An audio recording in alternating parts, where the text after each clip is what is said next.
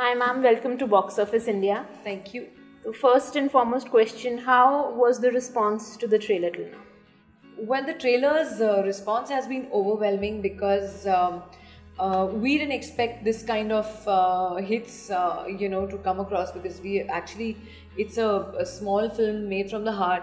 Like I tell people, we don't have any big daddy or anyone who's pushing this film for us. But this is a film which we all, you'll meet the rest of the crew later, but this is a film we all believed in, because that's what we believe that is the situation of the country today and needs to be addressed.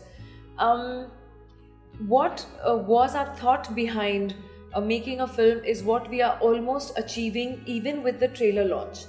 You will not believe, people have sent me such links from all over the world, from UK and here and there, and yes, obviously from India as well, where actually people are sitting and having a discussion. So, the conversation has started. People are making conversation on the film.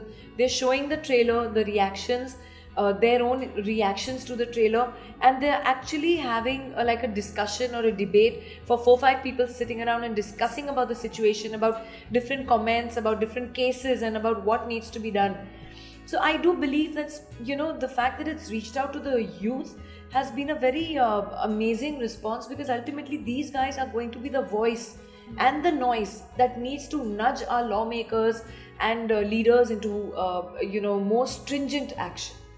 But what was your, there must be, when you read the script, what was it that appealed to you the most? Honestly, the reality of it all.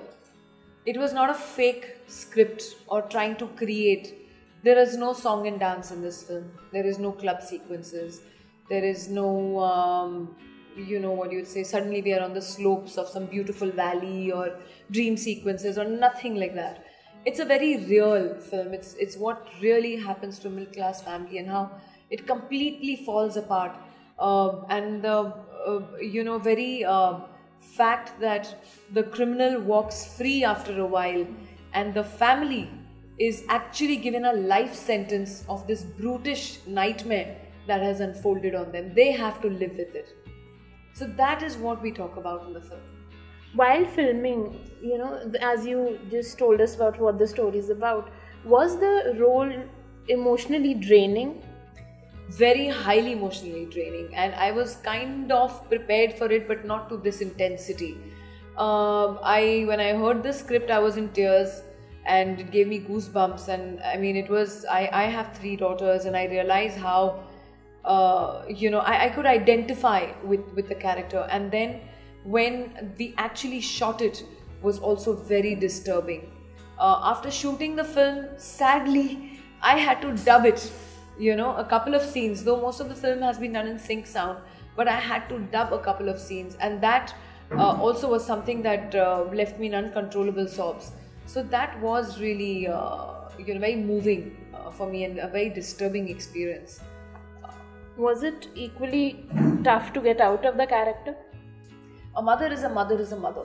So you don't know whether, once you're a mother, I don't know how easy or difficult it is to jump in and jump out of that character. But like I said, I could identify with what was happening. And but what was difficult to get out of were those disturbing thoughts that somehow I feel one should not let go, because this is unfortunately what happens in our country. That when a horrific case like this happens, everyone talks about it, and it's in the newspapers, it's on the channels, debates are happening and everything. And on the 5th day, everything's normal. It's like back to business till another horrific incident like this happens. So it is, we all of you guys, all youngsters here, we all going towards a progressive new India. We all educated, we feel we are liberated in our minds. So why are the statistics going higher every day? Even though the laws have changed, have they changed or become stringent enough to become a deterrent for crime like this that is unfolding every day? That's the big question. The juvenile law was changed a bit. It was tweaked after the Nirbhaya case. But unfortunately, even though the case was a fast track, that 17-year-old who was, according to me, the most horrific, brutal, inhuman, sadistic, cold-blooded murderer, walked free after a year and a half. Completely. And now he's disappeared also. He was given an incentive, a sewing machine, this, that, blah, blah, blah, go start off your life again. But didn't they realize the brutality of the crime that he had committed?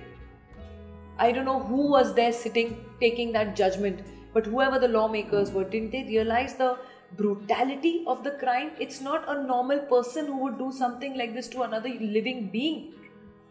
To insert a rod into someone and pull their intestines out is inhuman. It's the action of a sick, depraved mind.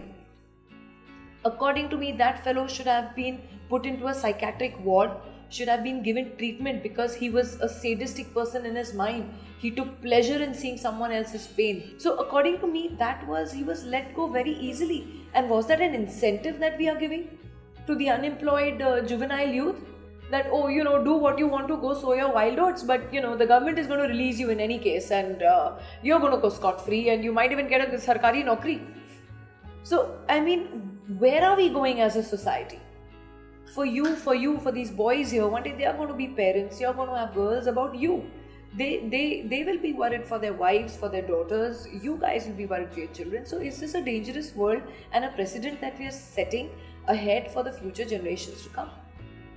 So it's high time we start, statistically in 2014, in a certain state, the statistics said that there were crimes against women that was committed was 57,000 odd.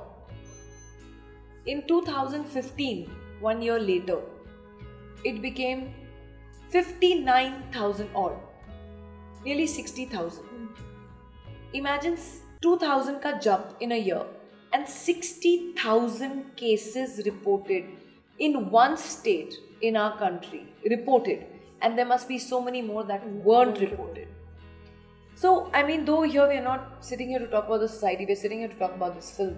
So to come back to this film, this is a strong message that we thought it was high time needed to go out without sugarcoating it. That's why our plea even to the censor board is that please, it's enough of sugarcoating and showing people, cut-put version of everything, because then it just doesn't seem to make a difference. The message just doesn't seem to go across. We will always remain indifferent because we'll always think that it happens to someone else. It'll never happen to us. And you'll always remain indifferent to the rise of crime in our country. As actors, do you feel that, actors in general have more of a social responsibility with the kind of films they do? Well, to a certain extent, I definitely believe so. We do set moral examples. We do set, there are so many fans who idolize the heroes. They look up to them. So it has always, I have considered that yes, somewhere it is my behavior and everything counts, and the way I am and the way I live my life does count, because there are so many people looking up to me probably. So somewhere I have held myself responsible, surely. I cannot generalize and say the same for everybody. But as far as I'm concerned, I was offered many films in the middle, very good films, which also went on to become very big hits. But somehow that's not the kind of film that I wanted to do, because I've always been a social activist otherwise. I always thought that the day if I want to reach out again back to my audience and back to my fans, it should be with something strong and something that I believe in. And that is why the making of MAATR.